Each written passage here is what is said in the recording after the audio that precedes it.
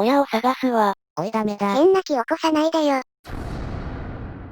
すぐにおまわりちゃんのところに連れて行きますからね。清子はどこにも行かないんでちゅよね。バカ野郎、ちゃんと警察に連れて行くんだよ。大声出すなよ、おっさん泣き止まねえじゃねえか。清子は神様からの使い、私たちはそのしもべ。買うのかい水を。ちょ。こいつは、捨て子だ。この子は神様が私たちにくれたクリスマスプレゼント。私たちの子供よ。聞きたいの、なんで子供を捨てたの？子供を捨てる理由なんて、あっちゃいけないわ。清子。ダメー。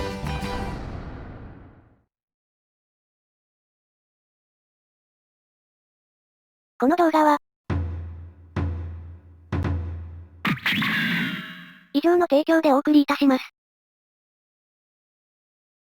そんな動画にようこそ。日々膨大な数のアニメが春夏秋冬消費される中、当時話題になったあの作品も、気づけば覚えている人を探すばかり。覚えていますか？それではいつものみんなも初めてのみんなも、とくとごろうじろ。今回の作品は、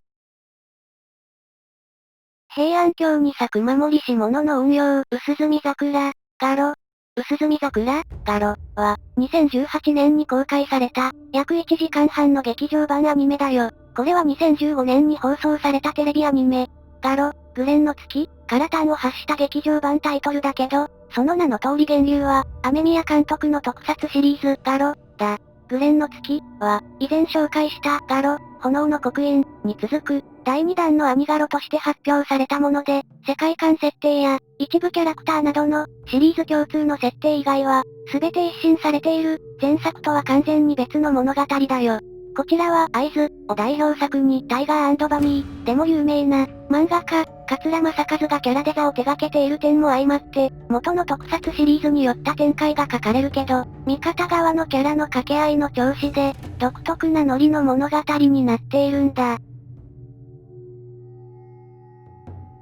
舞台は平安時代の日本、満月の夜、闇に紛れて一人の盗賊が雅な女性を襲った。ケビー氏たちが追いついてもなお、彼は刃を向ける。しかし双方がやり合っている最中、その横で異変が起きる。襲われた女性の因果をゲートにして、魔界からホラーが現れ、取り憑かれた女性は、その因果によってホラー、一晩へと変貌したのだ。ケビー氏が怯えて逃げ惑う中、一人の男がホラーに飛びかかる。この世の闇よりずる邪悪な魔物から、剣にて人々を守りし者。一振りで黄金鎧を身にまとった彼こそは、黄金騎士、ガロの後継者、来光であった。魔界騎士か、とつぶやく盗賊の周りは、次々新手に囲まれるが、二振りの棍棒を操る少年従者、金時が立ちふさがるホラーを打ちのめす。ぼんやりしてないで、早く逃げなよ、来光様。雑魚はこの金時にお任せを。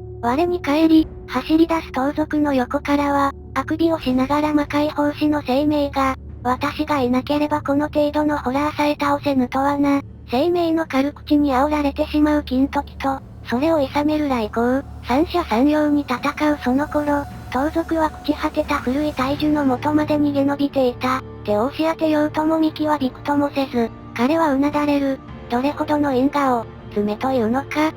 すると、その声に応えるように、無数のツタが盗賊をうろへと捉えた。彼を飲み込んだ大樹は、呼応するように美しい桜のつぼみをほころばせる。舞い散った花びらのひとひらは、来光一行の戦いを、塔の最上から眺める、白い装束をまとった美女の元へと届いた。女性を襲った盗賊の処遇について、口喧嘩しながら来光たちは帰路を行き、彼女もまた、散りゆく桜の花びらを握りしめる。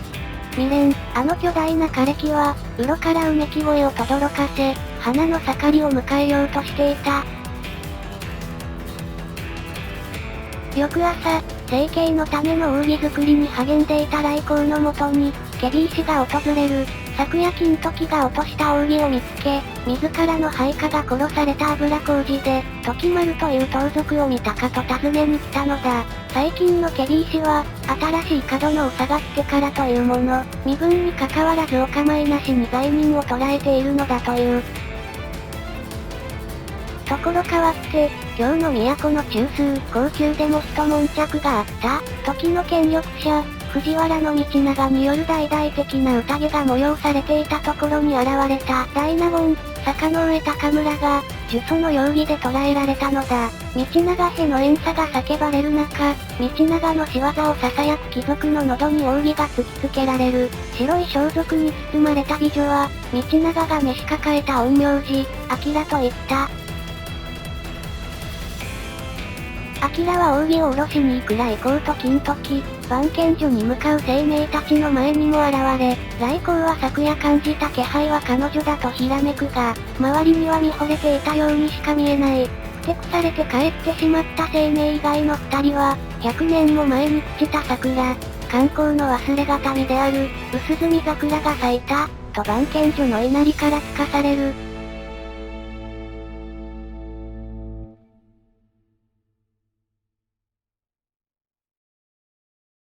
おかしなあらすじだね。この、薄墨桜、ガロ、は、あらすじを見ての通り、人の心の闇、因果に惹かれて魔界から現れるもののけ、ホラーに脅かされる世の中、剣暴渦巻く平安京を中心に、市井の人々を守りし者である来光一行が、菅原道真ゆかりの薄墨桜にまつわるホラーから、都を守ろうとする話だよ。特撮のガロシリーズは、現代日本を舞台に光と闇の戦いがなされるけど、こっちは初のはモノガロということで、共通の敵であるホラーは、もののけとして認知されていて、デフォルトの姿はガキのように変更されているよ。主役の黄金騎士の鎧も、武者鎧みたいにアレンジされていて、いわゆる魔法女たる魔界法師も、陰陽師の一族が担うものになっているよ。シリーズ共通の設定に関しては、心の闇がゲートとなって、魔界からホラーが現れて人に取り付く。取り憑かれると、心の闇に応じていろんな種類の人食いホラーになる。対抗するため魔界法師が生まれ、ホラー特攻武具の製造から魔界騎士が生まれた。騎士の最高位が主役の黄金騎士、ガロ。騎士や法師の連絡所として番犬所が各地にある。とにかくホラーから区別なく人を守るので、守りし者と言われてる。これぐらい頭に入れておけば、今回の作品見る分には OK。世界観、共通設定の詳細については、前回のガロ、炎の刻印、動画の4分45秒から6分、6分31秒から8分36秒、8分53秒から9分12秒、17分12秒から18分あたりで説明しているので、よければどうぞ。劇場版のストーリー自体、テレビ版の物語を引き継がない完全オリジナルなので、より作品の予備知識がなくても入れる、新規に優しい仕様になっているんだ。このアニメでの平安京では、貴族は陰陽師を雇うことで、結界を張ってもらったりしてホラーからの守護を得られるんだけど、平民は族やらと一緒にホラーまでばっこしてる世の中で暮らしてるので、より身分にこだわらない、守りし者の必要性が高い舞台になってるんだよね。だから、陰陽師と扱われる者は、貴族を主軸に守護する者、魔界法師を名乗る者は、権力のない平民も守護する者と、同じ能力を持っていても立場が変わってくるんだ。華やかな貴族文化がある一方で、その貧富の差や権力闘争が、人々の因果の元になっている、という取り回しなんだね。だから平安時代が舞台になってはいるけど、テレビ版の頃から、平安時代の時代交渉は大味にとどまっているので、教科書に載ってる要人がどうみたいなのは、道長と観光以外気にしなくていいよ。そういう意味では、今回の薄墨桜、ガロ、は、主人公側の色々あった設定にはほとんど触れていない物語になっているので、味方キャラクターの詳細に関しては、元になったテレビ版の、ガロ、グレンの月、のストーリーで保管が可能なんだが、ぶっちゃけテレビ版の方は、放送当時かなり評判が荒れた作品だ。刻印動画でも内容に関しては忌憚のない意見を述べさせてもらったが、予想を超えてコメントが冒頭から荒ぶってたのでビビったわよ。予想はしてたけど。しかし、この動画シリーズは良くも悪くもファン層の鏡だと思って投稿しているのと、おそらく出てくるだろう視聴者のコメントが、なぜここで出てきたのかという説明として、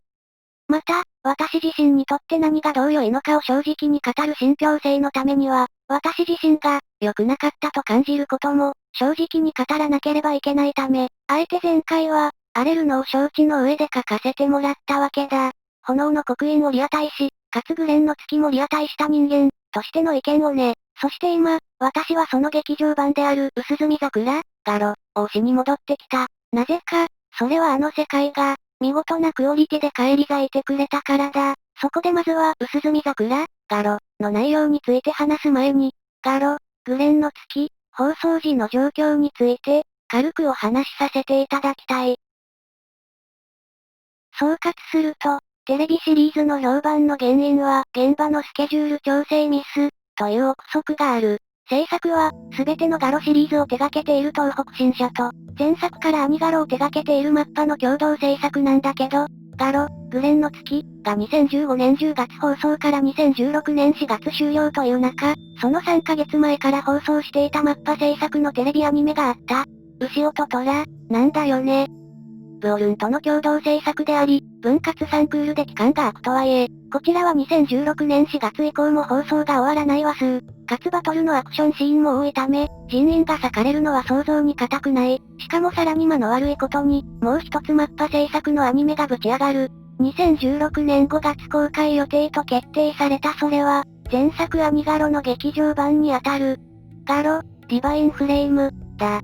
こちらもスピーディーな戦闘シーンが売りのアニメだが、同じブランドゆえ、特に制作現場に大きなダメージを与えたとかなんとか風の噂に囁かれている。あくまで噂だけどね、放送日や公開日が被るということは、すなわち前段階の準備期間も被るということ。渋滞したスケジュールで割を食った結果、企画の方向性が、スタッフ間で定まりきらないまま脚本を組むこととなったのが、あの評価になった元凶かな。とウプ主は考えているよ。シリーズ構成担当の相川翔と井上俊樹すら、それぞれ別作品の構成、脚本のメインに持っていかれてた状況だったしね。重ね言いますが、グレンの月はあくまでも本作だと思っています。前作との比較が入っちゃうと、どうしても相対的に評価が下がりやすいんですが、ギャグ界が面白くて構成自体が大きく破綻してないものを、完璧なクソとは言えんよ。そんな制作事情だったせいか、薄墨桜、ガロ、では、同時期にやっていた、牛音トラ、や、昔だと、トライガン、を手掛けた、西村聡を監督に迎え、さらに炎の刻印でも脚本を務めた、小林靖子がシナリオを担当するという、盤石な体制で臨んでいるよ。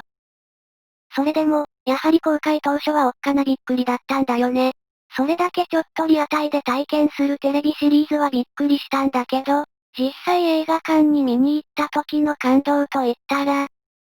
まさしくテレビシリーズで見たかったものをようやく見せてくれた、手放しで進められる物語に仕上げてくれたんだ。感動の一つは、前編非常に美しい作画のアニメーションに完成させてくれたこと。もともと桂正和による線の多いキャラデザなのもあり、テレビ版では、そのポテンシャルを十全に活かしきれなかったところがあったんだけど、薄墨桜、ガロ、では一点、これでもか、というほど力強い画面作りになっている。精神性の表れである瞬間的な美醜をはらんだ、キャラクターの顔立ちは、美しくも各々の個性が一目でわかる、見応えたっぷりの表情、はもののファンタジーにふさわしい、浮世離れした雰囲気を称えているよ。特に様変わりしたのは、戦闘シーンのアニメーション、歴代の黄金騎士の中でも、日の本武者鎧モチーフの重厚感ある佇まいが、夜闇に輝きながら激しい大立ち回りをする様が、かっこよくないわけがないんだよ。しかも今回の劇場版では、魔界法師でもある陰陽師同士が縦横無尽に駆け回る、華やかど派手魔法合戦まで映像にしてくれていて、これだよこれ、私が見たかったのはこれ。この平安ファンタジー感が欲しかったんだよ。冒頭の戦闘シーンだけでも、私は胸をわしづかみにされて不安が吹っ飛んだね。そんな中、ホラーの巣窟、薄墨桜や貴族の映画を彩る桜並木など、並々ならぬ力のこもった背景美術にも注目だ。晴れやかな昼の景色に存在する、明るい日向と消えない影、陽光々と照らす守りし者の光と、人知れず闇に映える怨恨の火、映像としての美しさを持ちながら、その画面には、平安の世にある社会の運用が、しっかり場面場面で印象づけられているよ。もう一つの感動は、絶妙なバランスを保たれた物語にしてくれたこと。テレビ版のストーリーでは、ベースに当たるホラーとの戦いの、情報開示が、かなりグダグダだったんだよね。金時以外のキャラの背景説明や、ラスボスとの決着はちゃんとついてるのに、ギャグ界が挟まったり、味方陣営のノリが基本シリアスじゃなかったのもあって、最も根底にある技のシリアスな要素が、盛り上がりきらずに終わるという、不完全燃焼な印象が拭えない終幕だった。ストーリーは完結してるけど、その世界観を楽しみきってはいない、というか、個人的な感想としては、もうシリアスな雰囲気はたまに出す程度で、守りし者の日常を中心にしたコメディのが、合うんじゃないかと思ってたんだよね。特にシリアスをやるには来光、生命、金時の3人組はデコボコ感の目立つトリオで、来光は堅物の若造牧年人、生命は一見俗なハスっぱ娘だけど年齢不詳な来光の育て親、金時は一見普通の少年だけど合法初太の苦労人気質、といった具合だが、見た目は皆若いのに、本当に年齢が若いのは来光だけ。でも金時は人格も初太だし、生命は我が強いけど好きな奴には甘えるたちで、対応が大人げないから、やたらもめやすくて、なんかややこしいんだよなこいつら。そこを今回の薄墨桜、ガロ、は、締まらないテンションはそのままに、さらっと世界観説明や、個々の思想の違いの説明として、絡みを機能させているので、無駄のない会話劇になってて安心。そのように構成要素として成り立たせてる一方で、ホラーが一切絡まない、平安時代を生きる来光たち、という日常シーンも書いてくれているので、本筋の、守りし者としてのシリアスと、仲良くわちゃわちゃする日常ギャグの、バランスがしっかり取れているのは、非常に嬉しい。それでいて劇場版になっても、かっこいい戦闘の最中なのに、おい、喋ってないで仕事してくれ、私を死なせるつもりか。二人とも手伝え。と、いつもと変わらない調子なのは、彼らならではの味わいなんだよな。一歩間違えばふざけてるんじゃないかと思えてしまう独特のノリを、良い意味で楽しめるのが、この劇場版の良いところなんだ。では、肝心要のシリアスな大筋はどうなってるのかというと、これはもう皆様お察しの通り、安定の安子にゃんですね。ただウロブッチーが常に写シナリオを書く人ではないように、今回の薄墨桜、ガロ、は、そこまで主人公がきっつい展開ではないよ。ただ平安時代を生かしたえぐみが強いだけで、前作に比べると、そもそも今回の劇場版で初参加という経緯から、そんなにキャラをいじらず進む、かなり素直な王道ヒーローものになってるので、安子にゃんだからといって、怖がらなくても OK。何よりグレンの面々は、全員シリアスブレーカーなところがあるから大丈夫。気負わずに、綺麗な作画とアクションを楽しんでほしいな。さて、ここまでは大まかに物語や映像についての話題だったが、ここからはより個人的な感動の見どころについてお話ししよう。一言で言うなれば、この作品は、V ランが輝いてるぞー。とにかく、薄墨桜、ガロ、は、悪い人間の描写がいい。V ラン大好き人間としては、もう物語や映像がどうというより、とにかくこいつらを見てほしい、と思ってしまうぐらいお気に入り。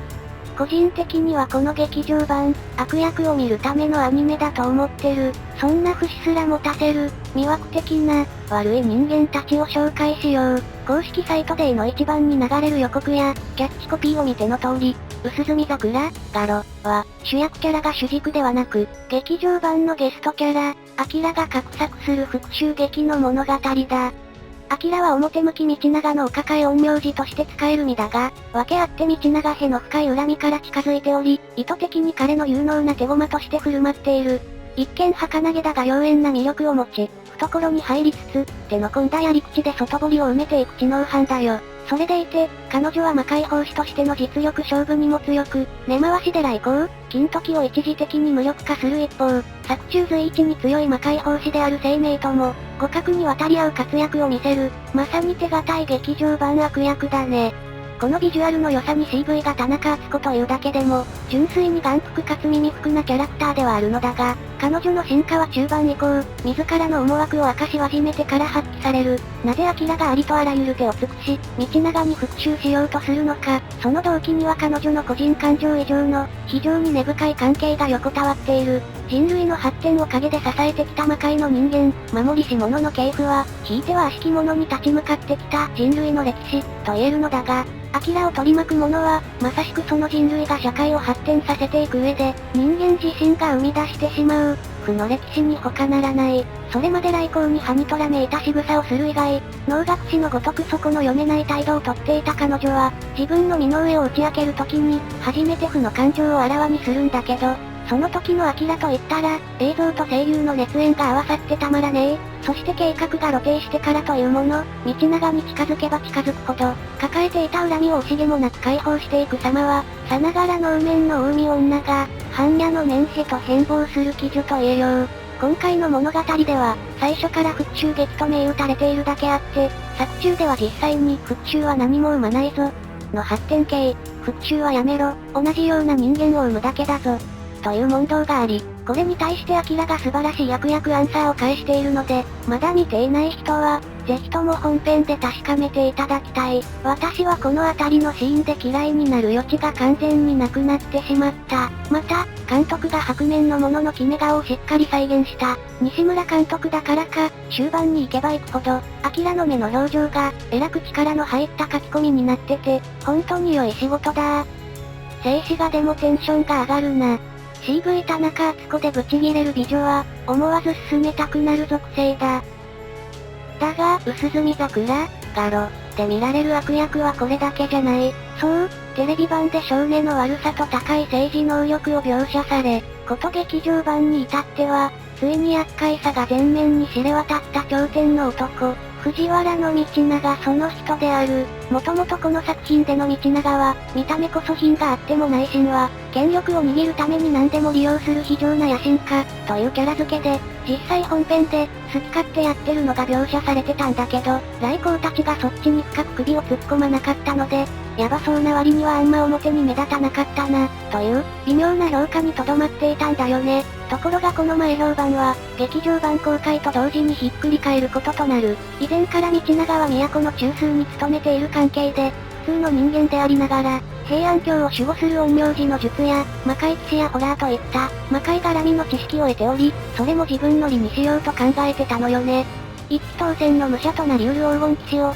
手元に置きたくて部下を見繕ったり、その関係で生命や魔界奉仕経験のある陰陽人に、協力できないか交渉したり、しかしそれはあくまで戦力として価値がある、という認識で、道長本人には下々の民草を守る殊勝な心がけは全くなく、でも梅ホラーにはならないぞ、という強い気概だけはある。守りし者的には複雑な人間なんだよね。魔界の人間は、どんな理由であろうと基本的に人間は手にかけちゃいけないので、薄墨桜、ガロ、では、そんな彼の嫌なところがフルオープンになっていて、序盤から政治的ライバルを白々しくドロップアウトさせるわ。その後しっかり過根は残さないようにするわで、そりゃお前みたいなのがいたら因果もはびこるわ。と、ホラーのバッコする世情に、強い説得力を持たせているよ。しかも本人はホラーに対して恐怖を抱いていないどころか、危険だから避難してください。という優しい部下をガン無視して、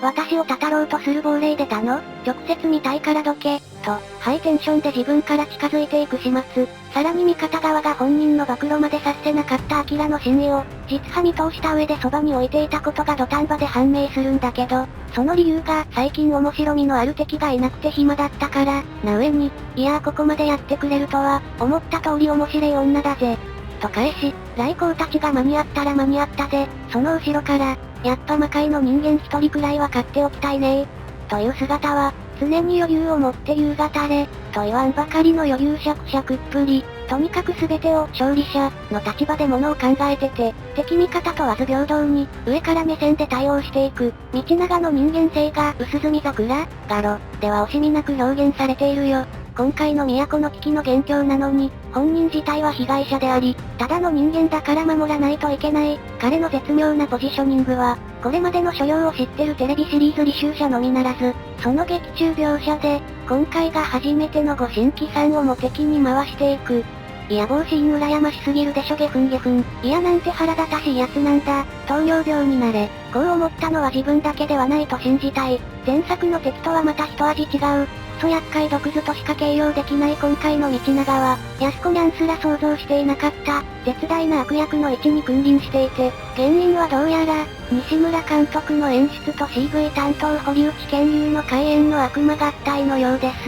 パンフレットでの西村監督インタビュー威迫、あいつは最強だな、と、制作スタッフからも言われるほどだったとか、そうそう、こいつこんだけキャラ立ってる上に生態が堀内健流なんですよ。ぜひこの堀内健流は見てくれ。このすがすがしい毒図具合を。例えるなら、アキラが人生全部ベットして復讐のため、武装して家に押し入ってきた無敵の人、だとすれば、道長はそれに、そうやって向かってきてる時点でお前は負けてるんですと、わざわざ丸腰で目の前に走ってきて煽り倒してくるアンチ無敵の人。で、終盤のこいつらの様子は、もう V ラン大好き人間としては美味しすぎる。最低なクズキャラで元気が出るタイプの人は絶対見てほしい。私は証拠が腐りきった根っからの権力者クズと、それに何が何でも復讐したい必要姉さんで HP と MP が回復しました。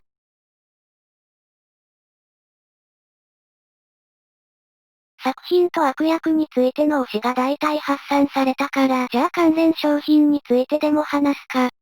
劇場版化にあたって、実派監督脚本のみならず、地味に制作会社もブオルンと M2 にスライドしてたりする薄墨桜、ガロ。劇場版をやるにあたって、制作側に相当なリベンジ精神があったのか、なんと公開前に公式から、劇場入場者特典 CD の配布が告知されたんだよね。しかも3週ごとに内容が変わるという豪華っぷり。薄墨桜、ガロ、が公開されている時点で、アニガロは第3弾の、ガロ、バニシングライン、までがすでに地上波で放送されてたんだけど、この入場者特典 CD は、劇場版のメインであるグレンの月メンツどころか、炎の刻印、VL の主要人物が一堂に会する、一続きのクロスオーバーシナリオが収録されているんだ。長編ドラマ CD のバラ売りをイメージしたらわかりやすいかな。あ、3週分確保してもストーリーは未完で途切れちゃうけど、その最終回は、薄墨桜、ガロ、の円盤特典になっております。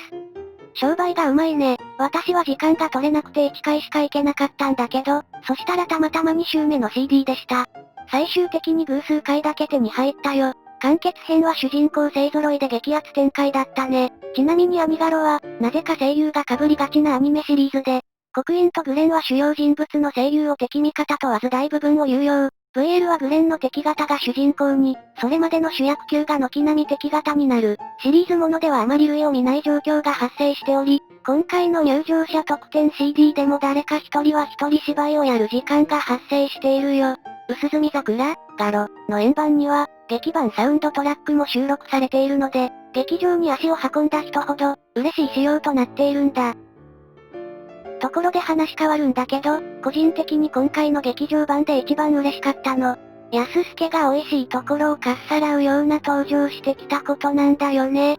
あ、安助っていうのは色々あって公職辞めて、袴だれ、っていう義足始めたやつです。テレビアニメだと悪の強い魔界騎士襲名からかなり活躍を期待してたので、あのふてぶてしい態度と破天荒ぶり前回の登場は、とても嬉しかったなぁ。そしてこいつが出てくると、本当に味方陣営は閉まらなくなるんだよな。でもこいつはそういうキャラだからいいんだ。あと金時がちゃんと役立つ従者してたのも、すごい嬉しかったな。前半めちゃくちゃ可愛いし、後半は来光守るし、私も扇買いたい。メインでは出張ってこないけど、頼信もちゃんと立場をうまく使った活躍でよかったな。あ、頼信っていうのは来光の弟にあたるケビー氏やってるやつです。ラスボスホラーのデザインもな、おどろおどろしさとかっこよさが合わさってて好きだな。今回鎧のアクションもすっごいかっこいいしな。やっぱデザインいいよな。正直テレビシリーズ見てた時は劇場版の目すらなくなるんじゃねえかと思ってたけど、劇場版、やってくれてよかったな。